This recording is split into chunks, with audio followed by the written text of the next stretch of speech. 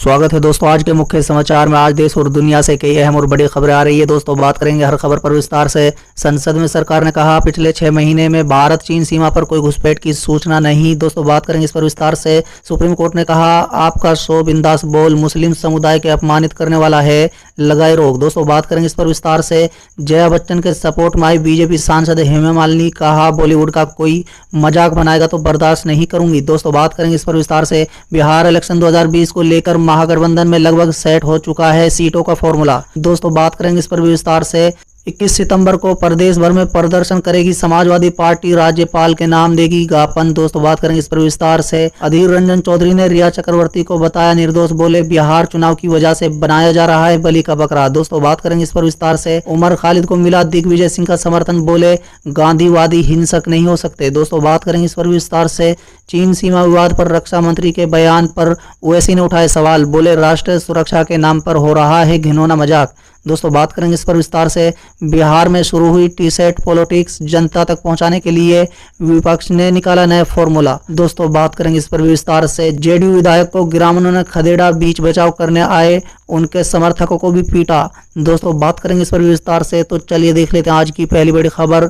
संसद में सरकार ने कहा पिछले 6 महीने में भारत चीन सीमा पर कोई घुसपैठ की सूचना नहीं। दोस्तों बता दें संसद में मानसून सत्र के दौरान सरकार से पूछा गया कि पिछले 6 महीने में कितनी बार सीमा पर पाकिस्तान और चीन की तरफ से घुसपैठ की घटना को अंजाम दिया गया है। दोस्तों इस पर गृह राज्य मंत्री नित्यानंद राय ने राज्यसभा में बताया कि पिछले 6 महीने में भारत चीन सीमा पर कोई घुसपैठ की सूचना नहीं है, जबकि पूर्व लद्दाख में भारत चीन सीमा पर दोनों देशों के बीच लंबे समय से सैन्य गतिरोध बना हुआ है। दोनों पक्षों के सैनिकों के बीच रुक रुक कर झड़पों की खबर भी सामने आ रही है। तो दोस्तों संसद में इस तरह बोला गया झूठ। तो चलिए देख लेते हैं आज की अगली खबर। सुप्रीम कोर्ट ने कहा आपका शो बिंदास बोल मुस्लिम समुदाय को अपमानित करने वाला है, लगा दी रोक। जी हाँ दोस्तों बता दें सुप्रीम कोर्ट ने सुदर्शन टेलीविजन के बिंदास बोल कार्यक्रम के 2 एपिसोड के प्रसारित करने पर रोक लगा दी है। दोस्तों ये एपिसोड मंगलवार और बुधवार को प्रसारित किए जाने थे। दोस्तों बता दें दरअसल सुप्रीम कोर्ट ने कहा है कि प्रथम दृष्टया ऐसा लगता है कि ये मुस्लिम समुदाय को अपमानित करने वाला मामला है। दोस्तों बता दें नौकरशाहों में मुसलमानों की घुसपैठ के आरोप पर 2 एपिसोड के प्रसारण पर सुप्रीम कोर्ट ने रोक लगा दी है। इस पर सुप्रीम कोर्ट ने कहा है कि प्रथम दृष्टया ऐसा प्रतीत होता है कि ये कार्यक्रम मुस्लिम समुदाय के अपमानित करने वाला है। कार्यक्रम पर उठाई गई आपत्तियों की याचिका पर सुनवाई करते हुए जस्टिस डी.वाई. चंद्रचूड़ की अध्यक्षता वाली 3 सदस्यीय बेंच ने कहा है कि वो इस मामले की सुनवाई 17 सितंबर को करेंगे। दोस्तों सुप्रीम कोर्ट ने सुदर्शन टीवी के कार्यक्रम पर सवाल उठाते हुए मंगलवार को कहा कि मीडिया में संनियंत्रण की व्यवस्था होनी चाहिए। इस टीवी कार्यक्रम के प्रोमो में दावा किया गया था कि सरकारी सेवा में मुस्लिम समुदाय के सदस्यों की घुसपैठ की साजिश का पर्दाफाश किया जा रहा है। चलिए अगली खबर। जया बच्चन के सपोर्ट में आई बीजेपी सांसद हेमा मालिनी, कहा बॉलीवुड का कोई मजाक बनाए तो बर्दाश्त नहीं करूंगी। जी हाँ दोस्तों बता दें बॉलीवुड और भोजपुरी एक्टर और बीजेपी सांसद रवि किशन ने संसद में बॉलीवुड में बढ़ते ड्रग्स के इस्तेमाल और तस्करी मुद्दा उठाया तो अगले ही दिन बॉलीवुड एक्टर और समाजवादी पार्टी से राज्यसभा सांसद जया बच्चन ने कुछ लोगों द्वारा बॉलीवुड को बदनाम करने का आरोप लगा दिया। दोस्तों इस मामले के बाद बॉलीवुड 2 गुटों में बटा हुआ नजर आ रहा है, लेकिन मथुरा से बीजेपी सांसद और एक्ट्रेस हेमा मालिनी खुलकर जया बच्चन की सपोर्ट में उतर आई हैं। दोस्तों बता दें जया बच्चन की बात का समर्थन करते हुए हेमा मालिनी ने सवाल उठाते हुए कहा है कि सिर्फ बॉलीवुड इंडस्ट्री में ही ड्रग्स इस्तेमाल की बात क्यों हो रही है। दोस्तों उन्होंने आगे कहा है कि और भी इंडस्ट्रीज हैं और ये दुनिया भर में हर कहीं होता है। दोस्तों एनडीटीवी से खास बातचीत में हेमा ने कहा है कि बॉलीवुड इंडस्ट्री में ऐसा होता होगा, लेकिन इसका मतलब ये तो नहीं है कि पूरी इंडस्ट्रीज ही खराब है। चलिए अगली खबर। बिहार इलेक्शन 2020 को लेकर महागठबंधन में लगभग सेट हो चुका है सीटों का फॉर्मूला। जी हाँ दोस्तों बता दें बिहार में सत्ताधारी एनडीए गठबंधन में अभी भी लेजपा नेता चिराग पासवान के तेवरों को चलते मामला उलझा हुआ है, लेकिन विपक्षी महागठबंधन में मामला लगभग फिट हो चुका है। दोस्तों बता दें सिर्फ एक पार्टी के महागठबंधन के साथ चुनाव लड़ने की कोशिशें अभी भी चल रही हैं और हो सकता है कि उसमें भी जल्दी कोई बात बन जाए, क्योंकि एनडीए विरोधी विपक्ष का ये मजबूत खेमा एकजुट होकर चुनाव लड़ने का मूड बना चुका है। दोस्तों बता दें महागठबंधन में पहले से शामिल दलों में सीटों की तालमेल पर बातचीत लगभग फाइनल हो चुकी है और नए सहयोगियों की सीटों पर संतुष्ट करने के साथ ही इस बारे में जल्द ही कोई औपचारिक ऐलान किया जा सकता है। चलिए अगली खबर, 21 सितंबर को प्रदेश भर में प्रदर्शन करेगी समाजवादी पार्टी, राज्यपाल के नाम देगी ज्ञापन। जी हां दोस्तों, बता दें दरअसल समाजवादी पार्टी आगामी 21 सितंबर को प्रदेश भर में प्रदर्शन करेगी। दोस्तों इस दौरान कार्यकर्ता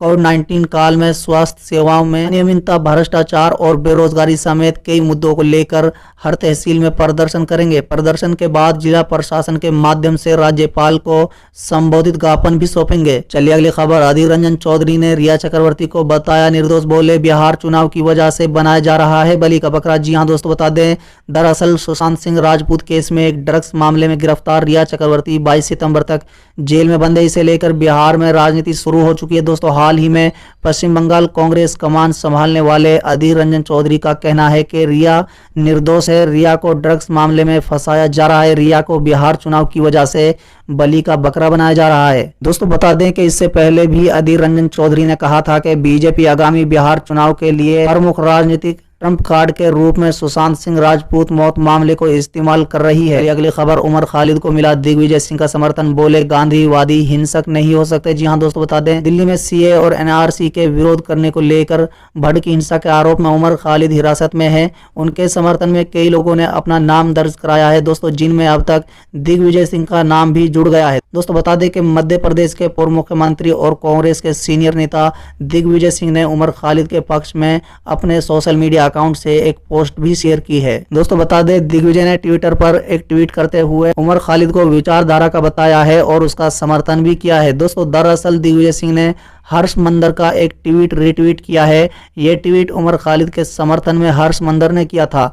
इस ट्वीट का समर्थन करते हुए दिग्विजय सिंह ने लिखा कि हर्ष मंदर से मैं सहमत हूँ। चलिए अगली खबर, चीन सीमा विवाद को लेकर रक्षा मंत्री के बयान पर ओवैसी ने उठाए सवाल, बोले राष्ट्रीय सुरक्षा के नाम पर हो रहा है घिनौना मजाक। जी हां दोस्तों, बता दें भारत चीन सीमा विवाद पर संसद में दिए गए रक्षा मंत्री राजनाथ सिंह के बयान को एआईएम चीफ असदुद्दीन ओवैसी ने घिनौना मजाक करार दिया है। दोस्तों ओवैसी ने ट्वीट कर कहा है कि मैंने ऐसा बयान नहीं देखा है जो इतना कमजोर और अपर्याप्त हो। ये राष्ट्रीय सुरक्षा के नाम पर एक घिनौना मजाक है। दोस्तों रक्षा मंत्री के बयान पर ओवैसी ने कहा है कि मुझे संसद में बोलने की अनुमति नहीं है। अगर इजाजत मिली तो पूछता कि रक्षा मंत्री क्यों नहीं कहते कि चीन ने हमारी 1000 वर्ग किलोमीटर जमीन पर अवैध कब्जा कर लिया है। इस अवैध कब्जा के लिए जिम्मेदार कौन होगा। अगली खबर, जेडीयू विधायक को ग्रामीणों ने खदेड़ा, बीच बचाव करने आए उनके समर्थकों को भी पीटा। जी हां दोस्तों, बता दें चुनाव आते ही जेडीयू विधायक उमेश सिंह कुशवाहा को अपने क्षेत्र की याद आई और मिलने के लिए ग्रामीणों के पास पहुंचे, लेकिन